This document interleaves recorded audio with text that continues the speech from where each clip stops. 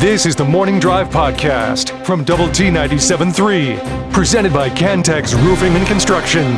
I'm Mike Hebert, owner of Cantex Roofing and Construction. Every day is game day, and we'll get it right when it comes to your roofing, construction, windows, and mirrors. Call Cantex Roofing and Construction today. Together, we are one serving you.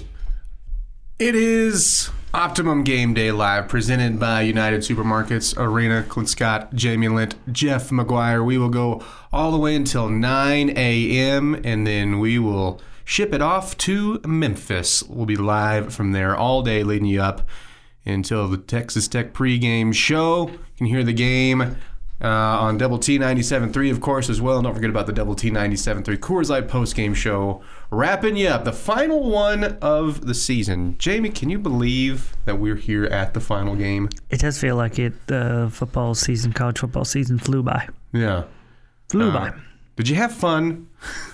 What was your fun meter this year? Because I felt like it, was just flying back and forth for everybody. Man, yeah, there was some highs and some lows, no question about it. Did I have fun? My fun meter, does it go to 10? Well, I feel like Jamie Lent's fun meter might be a little bit different. We have to calibrate it to like the normal person's fun meter. But yeah, we'll say it goes to 10. Jamie is a lot of fun. Okay? Hang on. I'm going to defend my co-host here. Jamie is a lot of fun. He's just fun in a different way. Okay? Yeah. His 10 is just like everybody else's 10. Didn't really sound like a compliment here. I'm going to try to come up I'm with a fun in a number. different way. It's perfectly fine. That sounded condescending in a different way. It's just fun in a different way. How did that make it worse? I'm gonna put it at an 8. Mm-hmm. An 8 out of 10. Yeah. Yeah, I mean, which is crazy because it felt like some games you had some 2s in there. You had a couple 3s this year, but I think I'm with you. Like this is a silly question, but I would like to see a graph of like Jamie's fun meter throughout the course of this season. I saw some of it firsthand. I saw about 6 of those firsthand. Because, ACU was a win, and that was not a lot of fun. Yeah. Whatever was going on and with the Baylor game was not a lot of fun. That was one of the 2s I was talking about. Yeah, and the end of the TCU game also. That was one, if you go like the mid-game graph that they shows of like win probability, but you just turn that to enjoyment of the game, it like shot low during the first quarter and then was just like a steady mountain climber, yodel-hee-hoo climb all the way until about midway through the fourth quarter and then just pushed that mountain climber off the cliff. Yep. But, that's a lie because they're towards that final drive. Started to still creep back up like a little. There's a little molehill there, and then you just after falling down the mountainside, then you climbed up that molehill and just rolled down the backside. You somehow found another ledge. So now you're reminding me it wasn't as fun as I remembered. I wasn't trying to bring you back down. I'm sorry. I was genuinely asking, not trying to insinuate anything. I think it was pretty high. I feel like the off season has been even higher. This, I think, not has skewed some of our memories of the season, but it was such it was a successful year. But we talked about this immediately at the end of the year. It was like, well, maybe you certainly had some things like, I wish we could have done this. I wish you could go back to this. The would have, should have, could have, wondering of the season. And this is a good thing, I think, has just been drowned out by the transfer portal has been bigger news, and I get it. It's also bowl season has lost its luster for some, and even if you are there, it's like, man, just wake me up whenever it's that Friday, not a Monday. That Friday, whenever you play in the Liberty Bowl game, sort of feel. Well, I get it. I don't know if anybody's noticed, but there's been a bunch of bowl games that were more exciting than the first round of the college football playoff. Man, how about that? Which, by the way, okay, the complaining for this version of the college football playoff, which I get is SEC driven, is completely forgetting about, like, even in the 4-game playoff when Notre Dame was just like getting pantsed out there, or like LSU was saying, hey, Oklahoma, real cute season you had there. We're going to beat you by 60 points. Yeah, I think we'll continue to see a lot of this in the first round. I just think that, Jeff and I and Chuck talked about this a little bit yesterday, but basketball is just more ripe for upsets than it is in football. In football, motivated teams that are the better team that are not sleepwalking into a game don't usually lose. I mean, a very high percentage of times they're winning the games. Especially at home in their own environment. Yeah, so I think we're going to continue to see each and every year. And I'm okay with that because I still think I would actually prefer a 16-team playoff, and I still want that. I still want teams to get that first round home game. I still want 16 teams in there, and then the cream will rise to the top when we get to the semifinals and the finals. Well, Macho Man Randy Savage there. It's a Tech Talk favorite. Does he say that? The cream will rise to the top. Oh man, didn't mean to quote such a learned scholar. But I know you're excited. ESPN released their pro wrestling awards for 2024. I assume you want to talk about that at some point today. Absolutely, yeah. Oh, let's see. 1, 2, 3, 4, 5, about 8:57 would be perfect. All 9 awards. It is still wild to me. I won't do a deep dive on this, but it's just wild that there is that wrestling ESPN pairing now, because it will always throw me off when I get like an ESPN update and it's like, hey, did you see who won the title? It's like, what are you talking about? This isn't a sport. Get out of here, ESPN.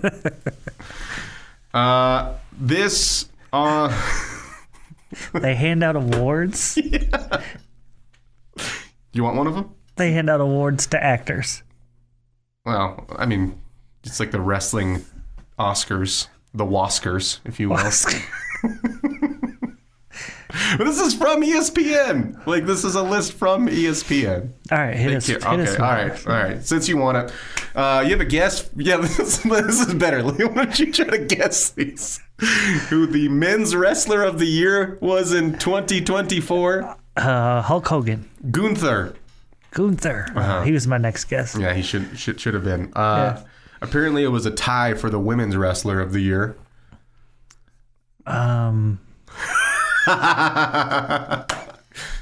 Good job, Jeff. And this makes sense for Texas Tech because it's Ric Flair. I have no idea who the women's. I don't know any women's wrestlers. It was Cyndi Lauper. The Wasker goes to Roxanne Perez and Toni Storm. So you were looking for there. Okay. Yeah, I'm not going to do it. I really wasn't looking. I bet there are a couple of lookers. Feud of the year, Drew McIntyre, CM Punk. What did Superfly Snuka win? He was snubbed. What about Lou Albano? He was Superfly Snubber this year. What about the Iron Sheik? Yeah, not on the award list. Something called Fraxium won an award. Good for them. Fraxium. Optimum Game. The Morning Drive podcast from Double T 97.3 is presented by Cantex Roofing and Construction. It is the Morning Drive portion of Optimum Game Day Live. Happy Friday to you with this day in sports history. Here's Jeff McGuire. Going to start in 1919 because the Boston Red Sox, Harry Fraz, announces they will deal any player except Harry Hooper. Hooper was sent to the White Sox after the 1920 season. 1962. That's a great name, too. Harry Hooper? Harry Hooper. Yeah. Mm-hmm. Steps up to the plate. The Mighty Ratty. We think. I don't know if he's righty or lefty. Could be either. 1962. 28th Heisman Trophy is awarded to Terry Baker from Oregon State.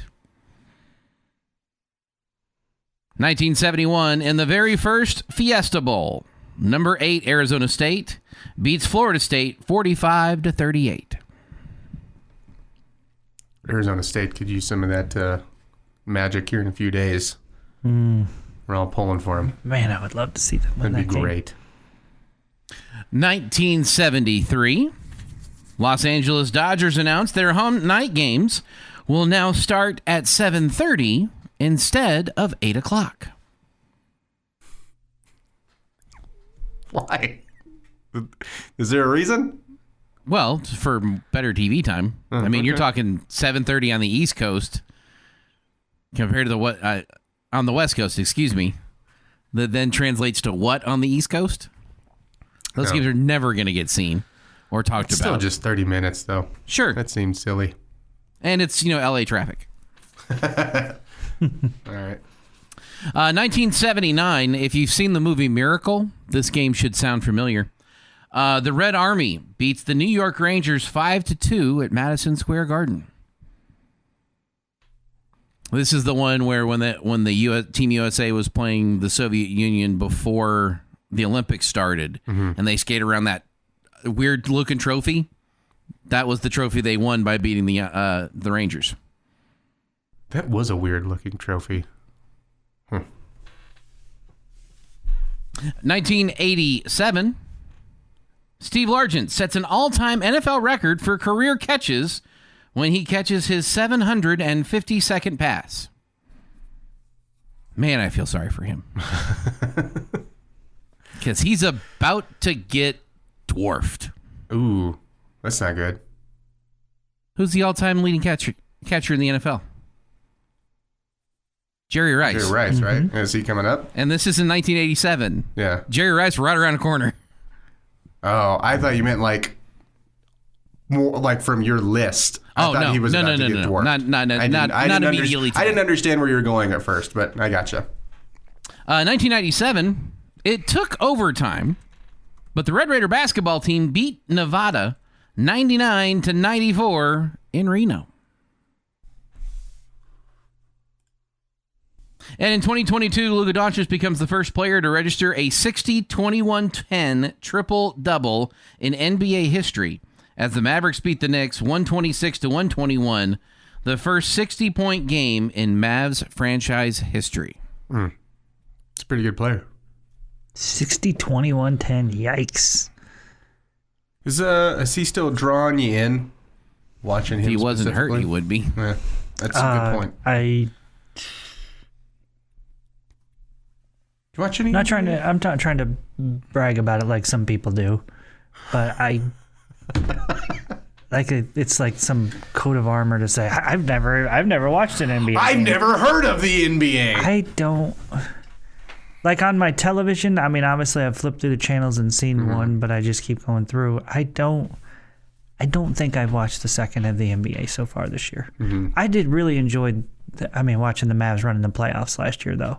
That's why I was asking if that had carried over. But it's not carried over. Yeah, I'm not avoiding it. I'm just not interested. Yeah, that's fair. Happy National Fruitcake Day. I've only actually tried fruitcake twice in my life. I think it got a bad rap, but it wasn't. There's just other things I'd rather have. And it's really more like a bread than a fruit cake. It should be called a fruit bread. It should be, yeah. Yeah. I've tried it once. It was meh. One of them, I will say, the fruit felt like the texture of a gummy bear, which wasn't great. But the bread part was fine. They should be dried, not whatever that is. Yeah. Happy birthday tomorrow. Not today, but tomorrow. Former Red Raider baseball first baseman Eric Gutierrez. 31 tomorrow. All right. 31. Birthday. Well, happy pre-birthday Goot. Wow. That makes me feel old. Brock Purdy, 25. Bill Goldberg, 58. Nick Chubb, 29. Savannah Guthrie, 53. Carson Palmer, 45. Deuce McAllister, 46. Cole Hamels, 41. Jordan Montgomery, 32. And I don't know how you pulled this off, Jamie, but Bill Self celebrating a birthday today at 62. Awesome. Happy birthday to Bill. Oh. And on this day Keep the clothes on, Clint. What is that supposed to mean? Well, you sung it in a way that made it sound I didn't. Like that, yes, you did. Didn't he, Jeff? He did. He did. That's why Chuck's coming out of a cake later, so just be careful. 1932, on this day in history, at the height of the Great Depression, thousands turn out for the opening of the Radio City Music Hall, a magnificent Art Deco theater in New York City. Radio City Music Hall was designed as a place for people, for the people, a palace of beauty where ordinary people could see high-quality entertainment. Since 32's opening, more than 300 million people have gone through Radio City to enjoy movies, stage shows, concerts, and special events. And that is this day in sports history. Perfect. Thank you, Jeff. I like back-to-back segments where we get some wrestling in there. A little Bill Goldberg. What was his age again? Goldberg is 58. His son plays for Colorado. Oh, really? Yeah. I have no idea if he sees the field or not. Okay. I didn't see any Goldbergs out there whenever they were here in Lubbock. But that doesn't mean that he didn't slip his way on their special teams or something like that. There are, let's see, 2 Big 12 teams who have wrapped up their bowl game at this point, Jamie. Of course, Kansas State beat Rutgers in a comeback victory yesterday. It looked like they were going to get run off the field there in the Rate Bowl, which this is just the Rate Bowl now? Yeah, they apparently have dropped the guarantee. Wow, that's shady. It's just maybe bowl, maybe Rate Bowl. Possibly Rate Bowl. That's a good chance. Could be Rate Bowl. You never know, Rate Bowl. Might have a Rate Bowl. Tune in. It could happen. And it did happen. So you're saying there's a chance, Rate Bowl? Sort of Rate Bowl. Kansas State wins at 44-41. The other one played was West Virginia, and this was the second game of the bowl game season. They lost that one to Memphis 42-37. Remember how that game ended, which was really, really weird? West Virginia was getting pounded by Memphis and had to come back. They had a chance on a final drive to go win that game. They throw an interception with, I think when the play was done, there was like 8 seconds on the clock. Throw an interception that was fumbled. However, the defensive back who intercepted it gave himself up, so it was dead before it came out. Oh, okay. And so Memphis ended up winning that game. But you've got some really good, of course, you're playing Arkansas today, a couple of really good, if you like bowl games coming up tomorrow, Iowa State and Miami. And then, of course, you have what Jake Retzlaff of BYU called the People's Big 12 Championship with the Cougars in Colorado going head-to-head. I'm going to bookmark that. We'll talk a little bit about those games. We'll talk more about your game as well. It is Optimum Game Day Live here on Double T 97.3, hour number 2 of the Morning Drive. Your daily dose of sports and fun. This is the Morning Drive Podcast from Double T 97.3, presented by Cantex Roofing and Construction. Arena. From the arena. That's right. Someone should put that liner in front of me. The USA has really tapped in for what we're doing here. United Supermarkets. Are you okay, Clint? No, dude. I got sick. I drank a gallon of NyQuil. I had Osho in there, and then I had 3 days where now I'm off the NyQuil. I'm spiraling because of it. It's always worse when you're off the stuff. Do we have to get you some Dayquil? Would that help? I had some Dayquil in between. I did both. Apparently, you're not supposed to use the NyQuil when it's in the day, even if you're at home sick. Whatever. No, you're supposed to use the Dayquil if you have to go be a real person. What if you're never a real person? Well, that's what Theraflu is for.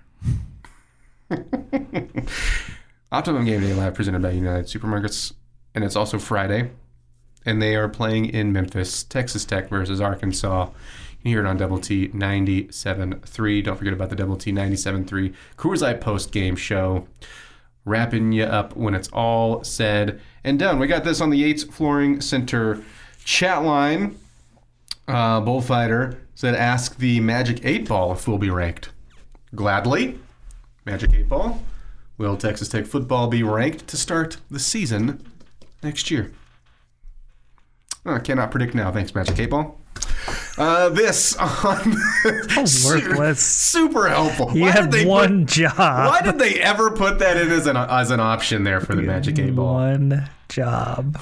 It's just like, I don't know.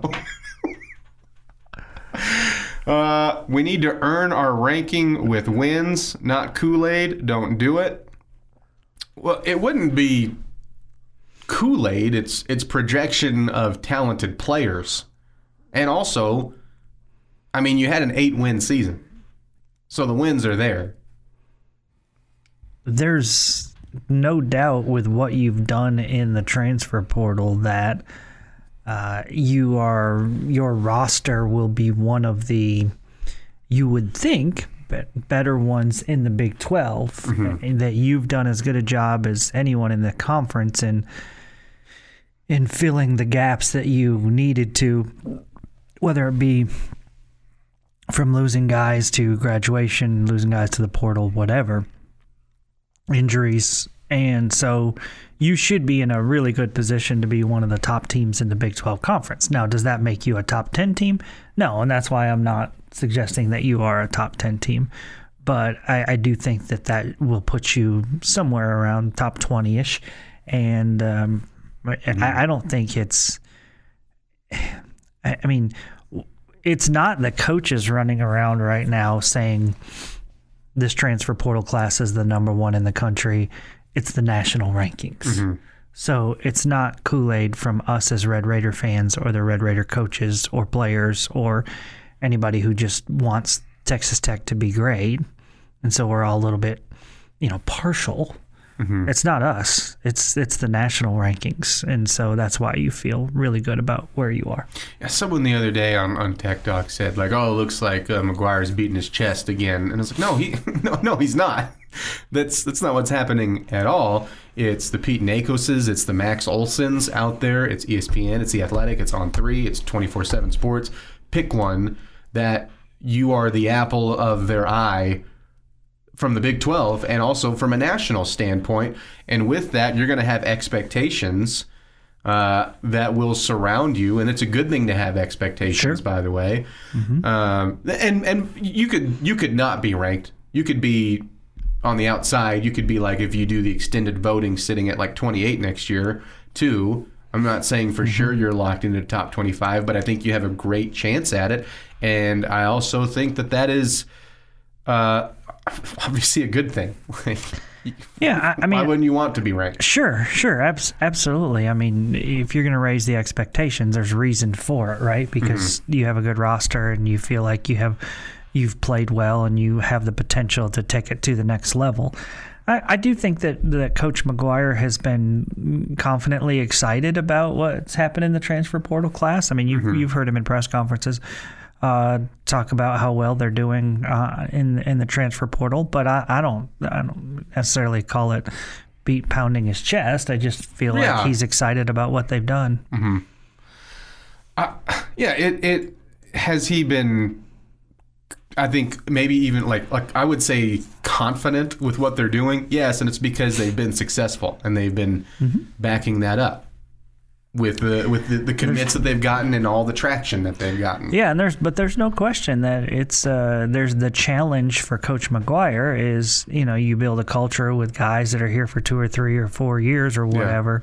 And now you're bringing in all these guys. Most of them, they're going to be here for just 1 year. Not all of them. There are a few of them that have 2 or 3 years of eligibility remaining. But you've got to get all those guys to mesh together in a short period of time to get those guys, all on the same page and playing their best together. That's where I think we were asked the other day, are we going to see like the percentages dip way towards the side of the portal towards incoming freshmen? And I don't think that's going to be the case. Now, I will say it feels like with the impending roster crunch that's coming your way, with house settlement, all of that stuff, the new way to pay players through the university, and then still having NIL, but doing it a much hopefully funneled way and not so out of control, Wild West.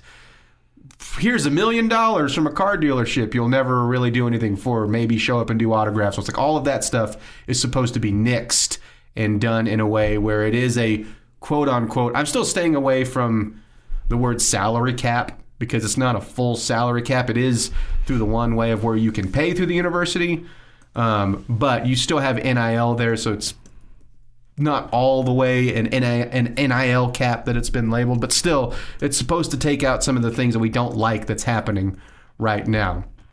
Still with that, I think it's incredibly important to what you were just saying of still building from freshmen and even maybe even you can add into this, if you do want to go with the transfer portal, guys with multiple years and building off of young guys who haven't reached their potential yet. Right. I think that's important to build a team and to have guys in your system the way that you want things to be done, the way that you want guys to play. That starts with having young guys there that you plant those, I guess, concepts in. Right. I mean, this is where, and I've said this before already, the two guys that really jump to my mind that are going to be extremely important to this upcoming football season, and really in the spring, is Jacob Rodriguez and Baron Morton, because those are guys that have been with you for a while, and those are guys that know the culture. And I think, coaching on the sideline is one thing, or leadership on the sideline is one thing. I think there's something else with leadership that comes from the players on the field.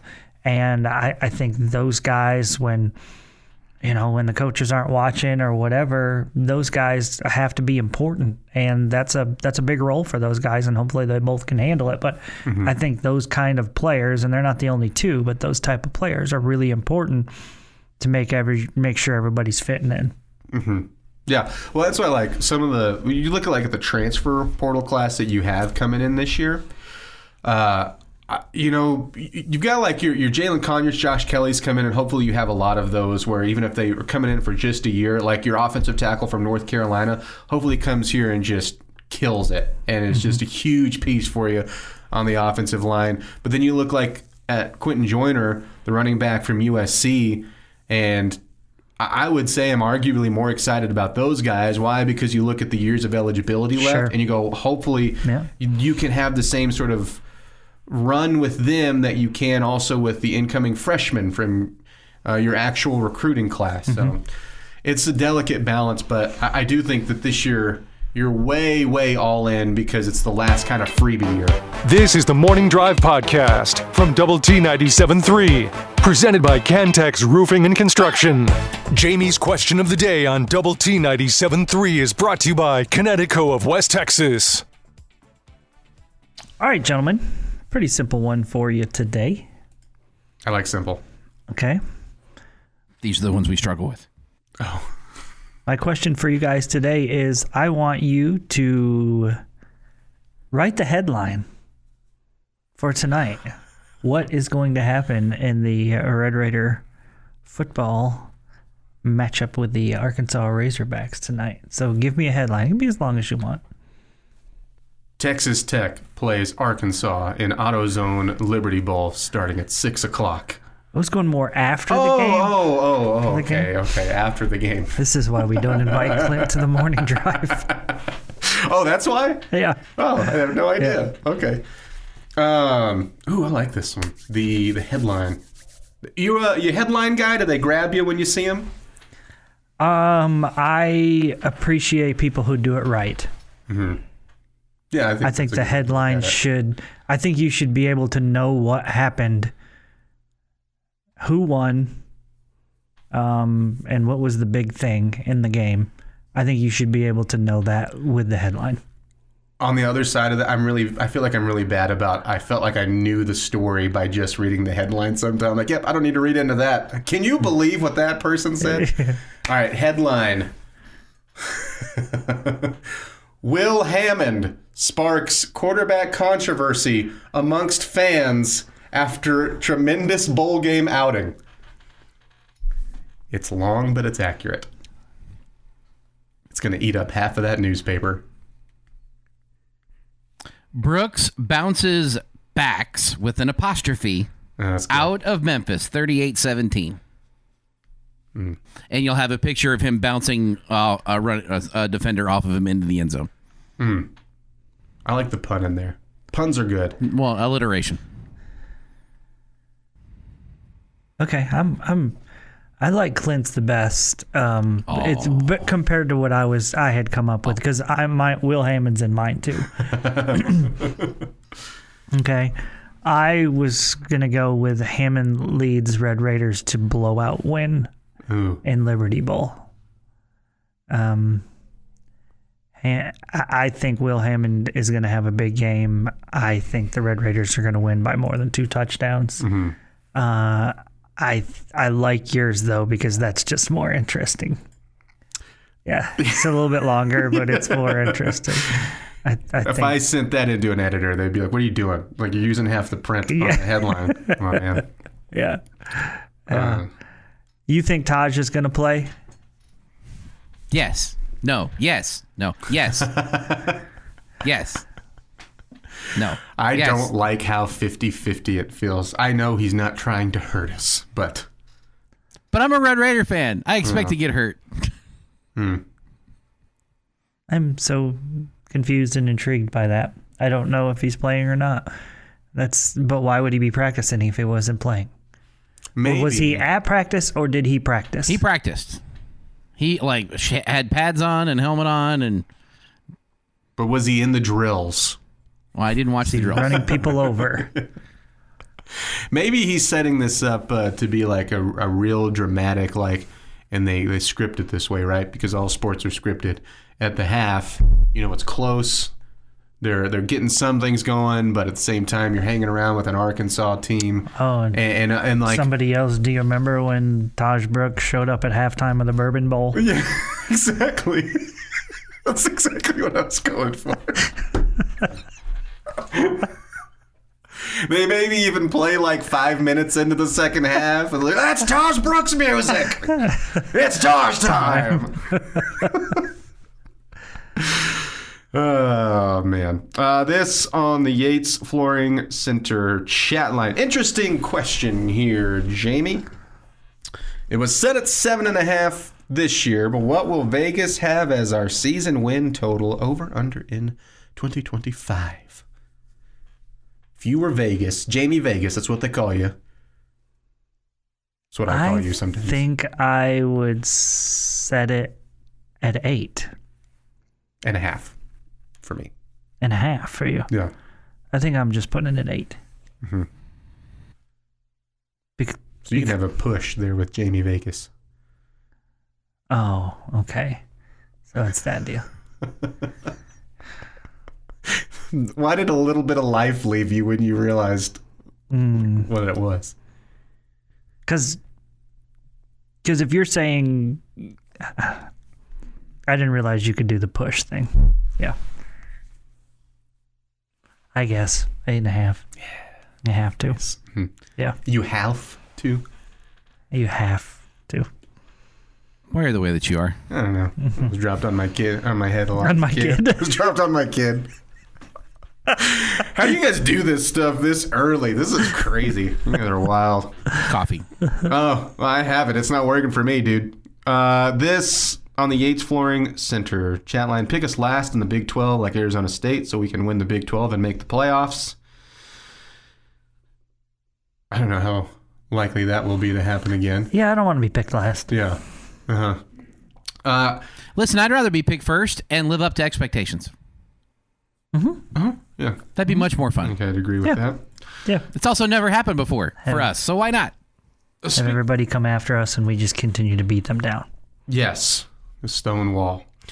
In the college football playoff, you are now in the second round. You are now in neutral site games. Are you still expecting a bunch of blowouts? Do you think that this will be any more entertaining than what the first round was? Which, by the way, I still had a lot of fun in the first round. I know there were I did beatdowns, too. but I still enjoyed it. Mm-hmm. I expect a few blowouts still. Mm-hmm. Is it the ones you would expect? Penn State, Boise State, and then Texas, Arizona State? Yeah. Yeah. Yeah, I think Penn State wins easily. If I told you one of those teams gave the other one a game, I'm not even going to say one. I think Arizona State is going to give Texas a game. Yeah. So I guess I just feel like there's going to be one blowout. Yeah. I think... And that's the biggest line. Speaking of lines, 13.5-point favorites for the Longhorns. Yeah, I just think with Scatterboo, maybe they can control the clock and keep the ball on the ground and just continue to keep the ball away from the Texas offense and give themselves a shot that way, just kind of shorten the game a little bit. More Optimum Game Day Live presented by United Supermarkets next. Your daily dose of sports and fun. This is the Morning Drive Podcast from Double T 97.3, presented by Cantex Roofing and Construction.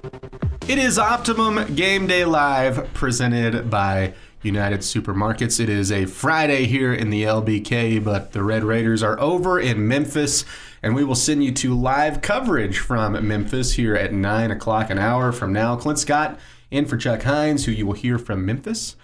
Also hear from Choice Woodman, Rob Bro, Chris Sneed, got all sorts of fun thoughts. Josh Foppel. Yeah, all of them coming up live everyone. from Memphis. That's everyone. I stopped. I didn't know if Josh was on the schedule or not. I apologize to one flip-flop Josh Foppel. Good luck to his Packers on Sunday against the Vikings, which you can hear at 3 o'clock, 100.7 The Score. Coverage here. That division has turned out to be the most entertaining one at the end of the season. You've got a Packers game, and you've still got a Vikings-Lions game, right? Which could deal with not only the division, but maybe the number one seed. That's crazy. Mm-hmm. And the Lions are, when you talk about injury stuff, they're dealing with it just as much as anybody in the worst time of the year. Mm-hmm. And how about Sam Darnold? I'm thoroughly enjoying his story. I had zero feelings of him in college. I didn't hate him. Wasn't like rooting for him. Just he was a player there. And then in the NFL, same thing. And then the comeback story, just because it felt like he never annoyed me. That's the thing. Sam Darnold had yet to do something to annoy me. And then you add in his comeback story, and it's been really, really fun. Mm-hmm. The question is he going to get a super contract now? Or the Vikings going to be like, we found our guy? Man, I'd be hesitant to do that, but who knows? Yeah, who knows? The question is who's going to pay Cooper Rush, right? So we're all asking. Well, we know who's going to pay Dak Prescott. is paying Dak Prescott. Yes. Oh, man. We got this on the Yates Flooring Center chat line. You can hit us up there as well. Don't forget about the Visual Edge IT hotline. That's open for you, 806-771-0973. If you call that number, Jeff McGuire will tell you what your New Year's resolution should be. He's got lots of ideas. Stop waiting for New Year's to make resolutions. Improve yourself today. That's boring. It's a good one, Jeff. I like it. It was very succinct and quick and to the point, and I like it. A little hurtful tone, but you know what? Sometimes we have to hear the truth, right? No, it's good. I'm a fan of that. What's your backup one? When life gives you lemons, learn how to make margaritas. It's less of a resolution. It's more of it's like what fortune cookies have turned into, which is really frustrating if you're a fortune cookie fan. I'm not making margaritas in bed, though. What is your New Year's resolution? I don't know, to make a resolution. Yeah. What do you think Texas Tech basketball's New Year resolution will be? Big 12 That's Jamie's question of the week next week. You can't ask that question. Oh, okay. It's a good one, Clint. It's a little preview. Yeah. You might get that. Rebound more. Better. Yeah. Mm-hmm. And keep... Can get healthy be a resolution? Yeah, I was going to say, and keep JT Toppin healthy. Yeah. Are you worried at all with that situation? A tiny bit now. Yeah, a tiny bit. Not panic stricken. I know you still have until Tuesday before you're playing a conference game, but yeah, I think I wasn't until he didn't play on Saturday. Mm-hmm. I'm just a little bit, tiny bit worried. I'll be honest, I wasn't expecting to see him on Saturday. What made me nervous was when you also didn't see Federico with the shoulder upper body injury, which also doesn't seem like it's a huge thing, but in the back of my mind, I'm like, really like to have your bigs as healthy as possible. And you would think that this is, being very cautious with them is trying to make sure of that before you see UCF. But I'm just starting to have a little bit of flashbacks of last year because you also add in Devin Cambridge not with the team anymore. They sure could use him now. Yeah. Those guys banged up. And I think he will be, but I mean, if JT Toppin if it's like a fickle sort of thing, if it's a dinged up all year long, and then also Federico dinged up for a lot of Big 12 play and kind of in and out. Man, that's when you mentioned the rebounding stuff, which I also would love to see that get better. It's slightly concerning. Mm-hmm. Just more of a until I see them back on the court, then that will immediately wash out that. And again, it's nowhere near. I'm not breaking the glass for the panic button or anything like that, because you've seen some really nice things, obviously. I'm starting to get a little bit more excited about Yalaho. Yeah. Feeling like he's taking a step in the right direction. I thought against Lamar that was his best game as a Red Raider. Yeah. Yeah, I'm just ready to see this team against real basketball teams. Mm-hmm.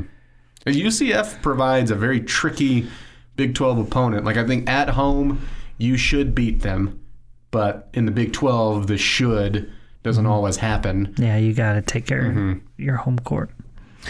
This on the Yates Flooring Center chat line: you can't build a culture with one and dones. Nope, and that's what when I said earlier, I think it's so important for those veteran players to kind of lead in the right way to get those guys into kind of following along. We have a headline from Jamie's question of the day: Red Raiders go walk-in in Memphis. Beautiful. Nice. Love it. You got called Jamie Two Dimes. Yeah, Jamie Vegas, Jamie Two Dimes. Jamie Lines. I call them all of those. Bullfighter gave this headline: Red Raiders send Arkansas crying wee wee wee all the way home after dominant fourth straight bowl game win.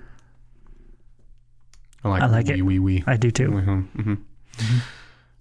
Tech and Arkansas both travel well. Which school will have the most fans there, and is the going band there? Well, and for Arkansas, it's not really traveling all that far. I mean, it's not like a coast-to-coast hike for you, but compared to what Arkansas is down the road, that's not even really needing to travel. Who will have the most fans there? I think it'll be Arkansas. Yeah, I was going to say I think it'll be pretty even. But if it were one, just because of how close they are, I'd probably guess the Razorbacks. And yeah, I think the going band's there. Aren't they? Yeah. Yeah. Yeah, I think they go to every bowl game. Yeah. It is the Memphis Hour here on the morning drive portion of Optimum Game Day Live, presented by United Supermarkets. I'm certainly looking forward to hearing some Mark Cohn, as you should all be as well. Back with more next on Double T 97.3. This has been the Morning Drive Podcast, presented by Cantex Roofing and Construction. Check out our library of Double T 97.3 podcasts at doublet97.3.com.